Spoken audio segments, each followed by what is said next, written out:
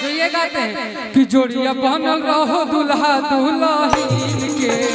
समधी समधीन के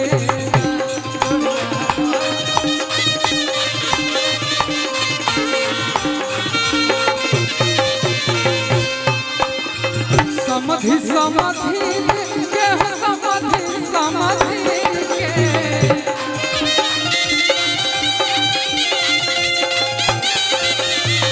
समधी समधीन के हो समधी समधीन के जोड़िया बनल रहो दुल्हा दुल्हन के समधी समधीन के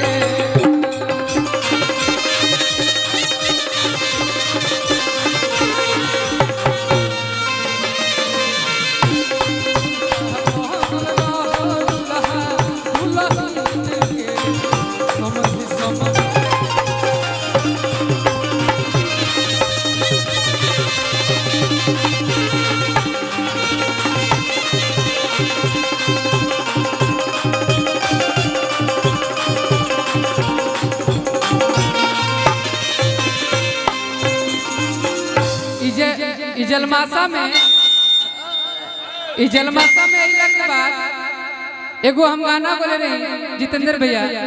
जलमासा में अइला के बाद हमरा बुझाता कि वही गाना ज्यादा सटीक रही। अरे कि पूरा जिला जबार रे जितेंद्र सिंह जी हैं बड़ी संगीत प्रेमी। अरे कि हवेरिया हमार रे कि पूरा बीती जीवन तोर सासत में कि सासत में। तभी जितेंद्र भैया के लिए कहते हैं अब प्रमोद चाचा के लिए कि रंगदारी मिलल बा विरासत में कटाई न लागी था।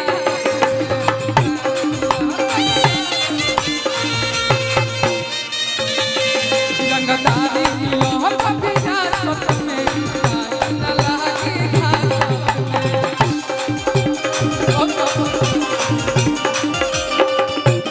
ये मेरे जितने नौजवान भैया हैं आप लोग रील्स जरूर देखोगे इस गाने का।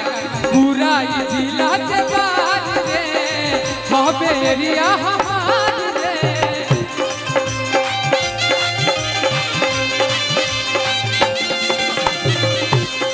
तब पूरा बीती जीवन तोरा सासत में आके और तरंगदारी मिलल विरासत में रंगदारी मिलल विरासत में कटाई न लागी घासत में।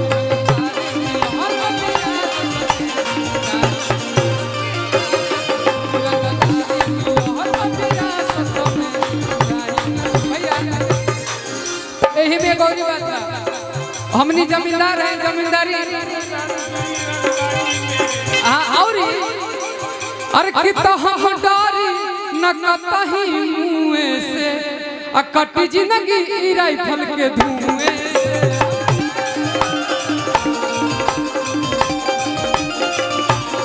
तो हम डारी न कतही मुँह से कटी जिंदगी राइफल के धुएं से।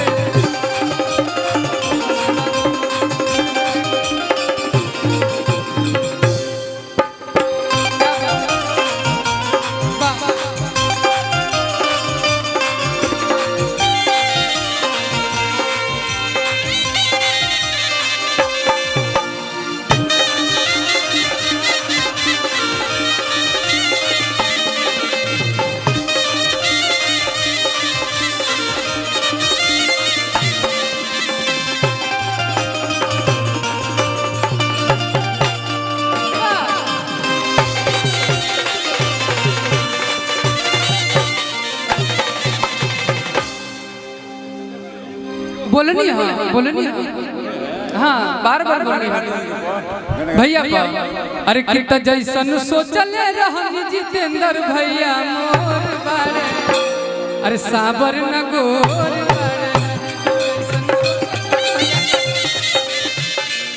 हमरा उ वाला ज्यादा अच्छा लगला कट। अरे कितना जैसन सोचल रहनी वैसन भैया मोर बारे साबर न गोर। चले पूरा हाँ तो कैसन सोचल रहनी वैसन और साबर और बार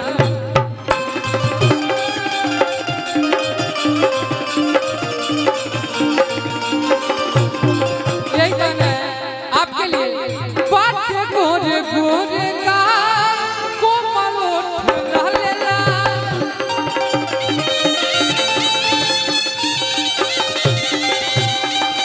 हंसलू त बलिया होलाई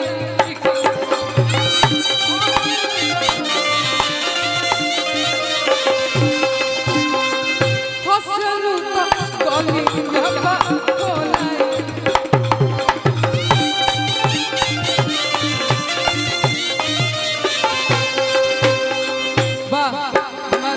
जितेंद्र भैया के सुपुत्र की तरफ से बहुत बहुत जितेंद्र सिंह जी रावल टोला और अभी मंच पर आगमन हो रहा बा आशीर्वाद बड़े भैया प्रमोद सिंह जी और बड़े भैया सुनील शाही जी। भैया के बहुत बहुत बोलो भैया बाटे गोरे गोरे का कोमल ओठ रहलेला सुनील भैया प्रमोद भैया सुनील भैया जितेंद्र भैया जब सब लोग ऐसे आए तब गावे में मजा आए हम उस साथ आ जाए बोलो भैया अने नचा दो तब जितेंद्र भैया के खास कर ता ओकरा खातिर भारतीय है तब न भारती जी तू काफी बड़ा बाटे गोरे गोरे का कोमल ओठ रहलेला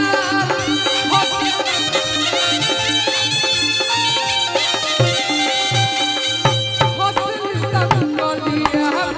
होलाई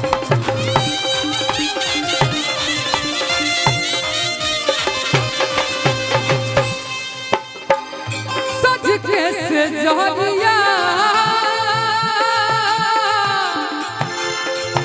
पर जब गोरी बैठेली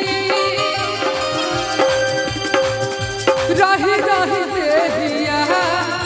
अपन दे बैठेली